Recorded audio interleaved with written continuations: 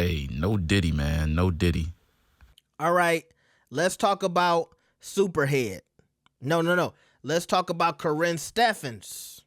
No, let's talk about Elizabeth Olsen. Okay? I remember when Corinne Steffens didn't want to be SuperHead no more, and now it turns out Corinne Steffens is not her real name. Her real name is Elizabeth Olsen. Okay? Now, SuperHead, aka Corinne, aka Elizabeth, has decided to tell her story about the Diddy freak-offs, all right? And apparently, she was given to Diddy as a gift after he broke up with Jennifer Lopez. Let's get into this. Y'all better like the video. Y'all better subscribe. So, it says Elizabeth Olsen, formerly known as Corinne Steffens and SuperHead, says that she was gifted to Diddy for one of his notorious freak-offs. She said that back in 2001, shortly after Diddy broke up with Jennifer Lopez, she claims she was drinking and popping pills with no other than music executive Irv Gotti and Ja Rule in a limousine. When Diddy pulled up and the men began speaking to each other before Diddy asked Irv to send her to his house. In retrospect, I realized that I was given to him as a gift by another executive. Let's pause. So she was chilling with Ja Rule and Irv Gotti, drinking and popping pills. And Diddy said, hey, send her through. Now, if this is true, I wonder how many times they did that, right? Now, we know rappers do that all the time. Look, even in 2024, these dudes is trading girls like goddamn Pokemon cards, right? But I just wonder how often, some of the big wigs back in the day, especially in the 90s, where it seemed to be a little more wild, wild west, how often were they, trading girls and passing people like Corinne Steffens around, okay? Now get this. She said that she is not one of his victims because everything she did willing. And she believes that the victims deserve space to tell her stories. Now, pause again. I think Elizabeth, Corinne Steffens, SuperHead, whatever, I think she's a woman who has accepted the decisions that she made back in the day and accepted the fact that she put herself in a lot of these situations. And I think she looks back at some of her interactions with these guys as a consequence of her own decisions. To me, that doesn't mean, and I'm not particularly talking about this Diddy situation, but somebody who was moving like her back in the day, I do think some people might have took advantage of her. And also, if she was doing drugs and things of that nature, she might not even remember half of the shit she did back in the day, right? But I think she's chucked up maybe some of the bad experiences she might have had and just said, well, it only happened because of the situation I was putting myself through. Now, also, she is somebody who's known to be very honest and open sexually. And I think she's talked about, enjoying some of these acts that she was doing back in the day as well. So I don't want to assume that I know her whole story. But I do think it's a good chance that she has some stories about abuse that she might just take to her grave, in my opinion. All right. So let's continue. So she said that the victims deserve space to tell their stories. Where are we at?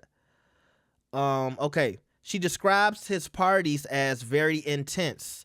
It's like the Great Gatsby. Men in tuxedos, topless women in angel wings, champagne and synchronized swimmers on the outside, with group sex in the bathrooms, trays of hors d'oeuvres, and drug pills being passed around on the inside.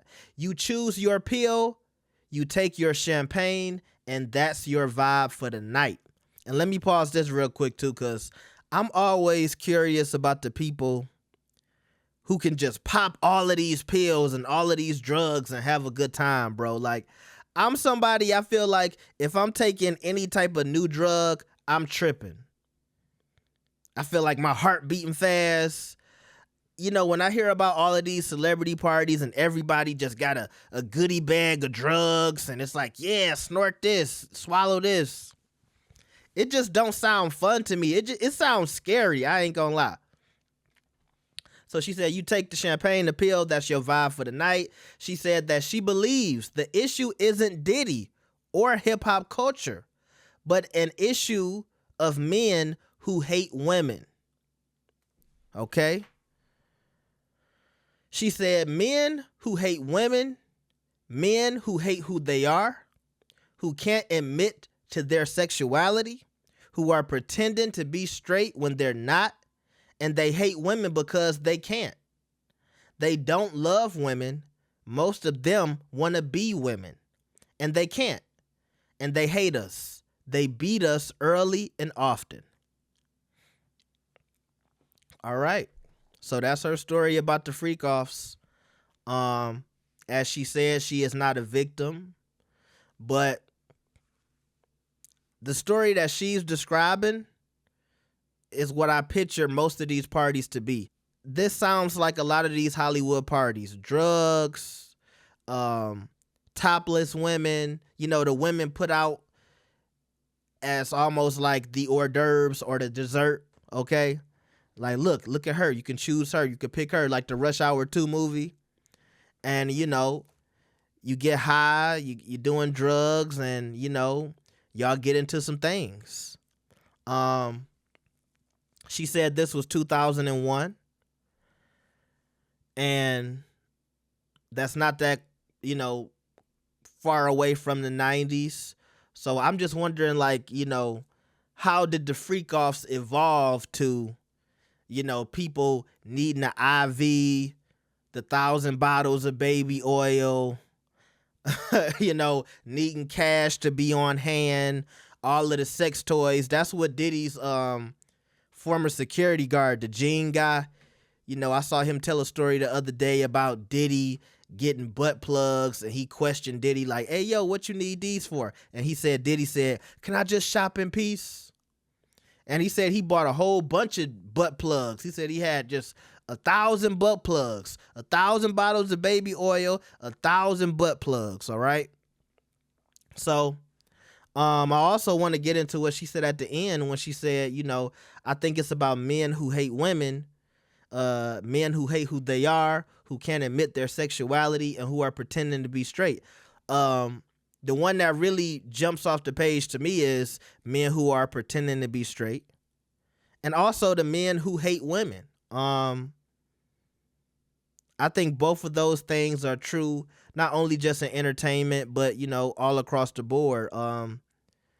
There are a lot of men who almost seemingly hate women for their own situation, whether it's your sexuality, your financial situation, the fact that you stuck with a kid, so you blaming a woman that you got this kid you got to take care of, and you not free, or you can't spend your money on yourself, you got to take care of this kid, mad about child support. I think a lot of that does exist. Now, the part about most of them want to be women, you know, most. now maybe when she says most of them, she's talking about the men who hate women. So, you know, I think that's what she means. But, you know, that's a crazy statement too. You know, how many, I'm asking y'all women, how many of these confused men do y'all see out here? All right. And, you know, the part at the end where she said, you know, because they hate us, they put hands on us often. And, you know, look, women go through a lot. And that's why I feel like now, whenever women have any type of abuse allegations, you got to take it serious. We know that liars exist, but we also know that men have done these things, right? And so it could be possible. So y'all let me know what y'all think about Corinne Steffens and her story about the FreEk-Off. Like the video and subscribe. I'll see y'all next time. Peace.